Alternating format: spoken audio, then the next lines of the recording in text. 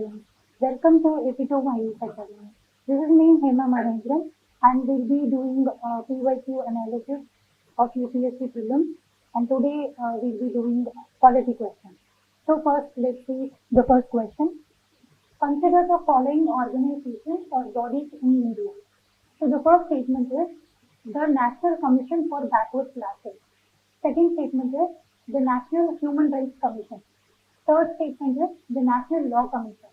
And the fourth statement is the National Consumer Dispute Redressal Commission. So first of all, if you see, we have constitutional body, non-constitutional body, and executive body. So what are the difference? The constitutional bodies, they are mentioned in the constitution. They have the backing of the constitution.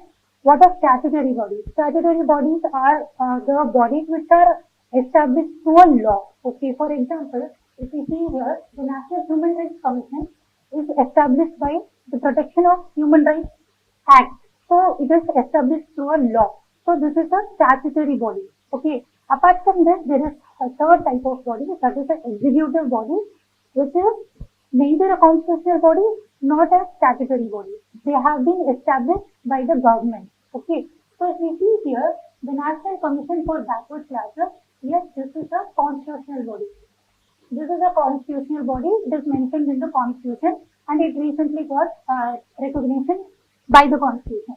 And if we see here, the National Human Rights Commission, it is established by a Act, that is Protection of Human Rights Act of 1993. So this is not a constitutional body. This is a statutory body. So we can eliminate this option.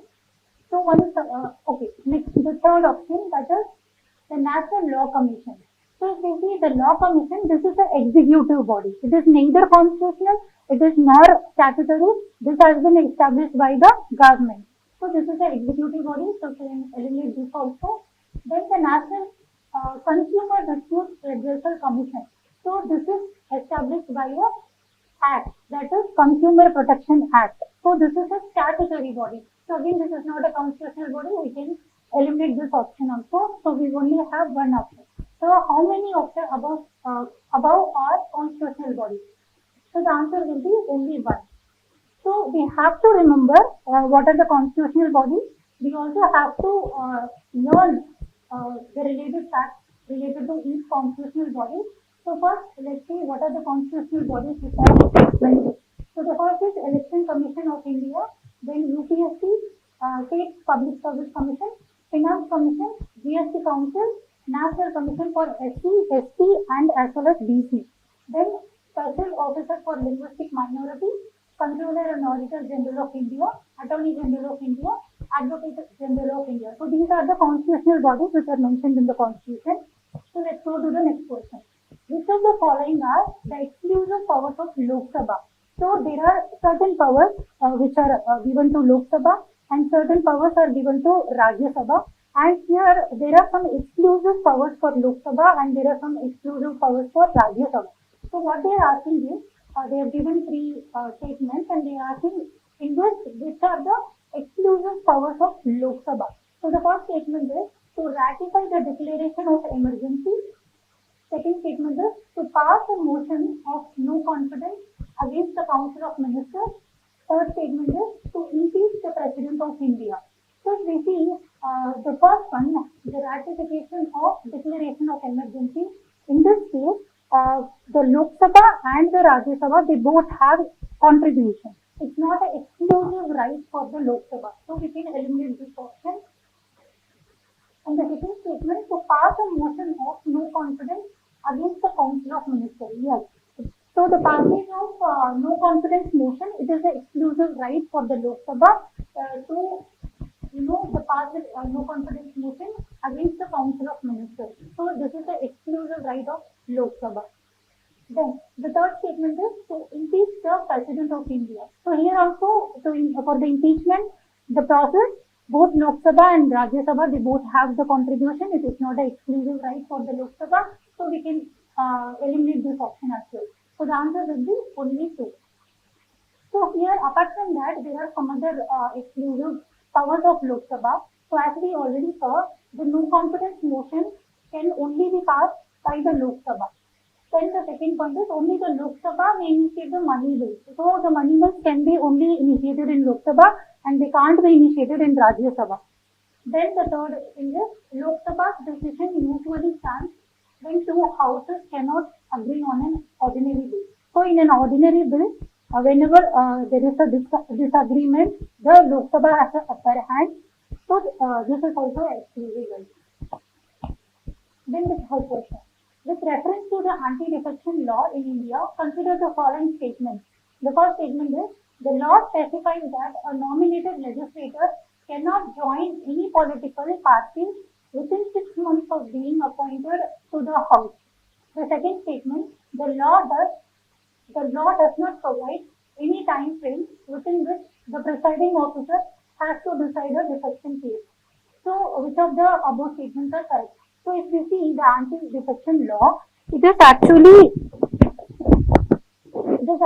there to disqualify the people, let's say the MPs and MLAs, after getting elected, after they win, they belong to a particular party, they just go on to the next party, they just keep on changing their party.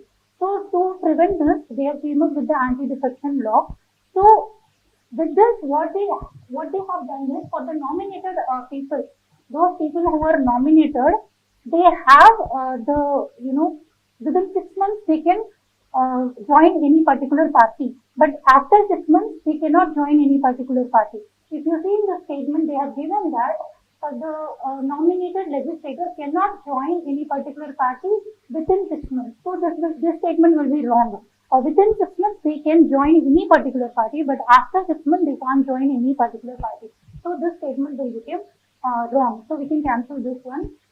Then the second statement is, the law does not provide any time frame within which the presiding officer has to decide a defection case. Yes, this is true. In a defection case, the presiding officer will be the one who is going to decide whether it's what is right. So there is no specific time frame mentioned in the constitution for the this presiding officer to decide the defection case. So here this statement will be right. So the answer is, so as we can see here, the anti-defection law, it punishes the individual like a MLA or MP from leading a party. Okay, they belong to a particular party, they get elected, then they change the party. So to prevent this only, they have come up with the anti-defection law, and this is mentioned in the 10th schedule of the Constitution. It is also popularly known as anti-defection law. So this was included in the Constitution in the 52nd Amendment Act of 1985. So these are some grounds of defection. So the first one is voluntarily giving up the party membership. Let's say a person got elected from a ABC party, and once he got elected, then he is voluntarily giving up his party membership and he is joining another party. So obviously he will be he'll be disqualified. Then the second condition is violation of instructions. Let's say the party head is giving you an instruction, he has to follow. Let's say the party head is saying vote for this particular person, vote for this particular cause. It is not voting for that person. It is against voting. So then he will be disqualified. Then the third one is elected members. If any member who is elected independently, he does not belong to any political party, but he got elected independently. Then after the election, he joined some other party. Then he will be disqualified. Then the nominated members, again as I said the nominated members have the option that whether if he want to join any political party, within 6 months he can join. After 6 months he can't join. So that is the thing. Then there are some exceptions to the anti-defection law. That is, if a party, if there is a party and 2/3 of the members are ready to join some other party, then the merger is okay. If not, they are disqualified. Then the fourth question is, consider the following statement. The first statement, a bill amending the constitution requires a prior recommendation of the President of India. Second statement, when the constitutional amendment bill is presented to the President of India, it is obligatory for the President of India to give his or her assent. Then the third statement, a constitutional amendment bill must be passed by both the Lok Sabha and the Rajya Sabha by the special majority, and there is no provision for joint sitting. So as we see here, they are talking about the constitutional amendment bill. So the first statement is, a bill amending the constitution requires a prior recommendation of the President of India. So we already know that there is no condition that for the constitutional amendment bill, we need a prior recommendation of a president. So this statement will become wrong. So when we eliminate the statement, automatically we can eliminate these three options and we can get the answer. So still, let's see about the other two options. When a constitution amendment bill is presented to the President of India, it is obligatory for the President to give his assent. Yes, this is true. It is compulsory for the President. When it is passed in both Lok Sabha and Rajya Sabha, he must give his assent. He cannot withhold or he cannot send it for reconsideration. So this statement is correct. Then the third statement is the constitution amendment bill must be passed by both the Lok Sabha and the Rajya Sabha by special majority, and there is no provision for joint sitting. Yes, this is true. So for the constitutional amendment bill, both Lok Sabha and Rajya Sabha, they should pass it with a special majority, and for the ordinary bills, they have a provision for joint sitting, where both the Lok Sabha and Rajya Sabha, they sit together in case of disagreement, but there is no provision for constitutional amendment bill or for joint sitting. So this statement is also correct. So the answer will be 2 and 3. So here is the amendment procedure for the constitution. So the first point is, amendments can be initiated only by introducing a bill in either house of parliament. That is, you can't introduce a bill for constitutional amendment in any state legislature. You can introduce the bill only in the parliament. It can be either house of the parliament, either Lok Sabha or Rajya Sabha. Then the second statement is, the bill can be introduced either by a minister or by a prime minister. So it can be a minister or any other private member, not necessarily the minister, and does not require the prior permission of the president. Yes, the constitutional amendment bill does not require any prior permission from the president. Each house must pass the bill separately. If there is any disagreement, there is no provision for joint sitting. Just in the case of ordinary bill, there is a provision of joint sitting.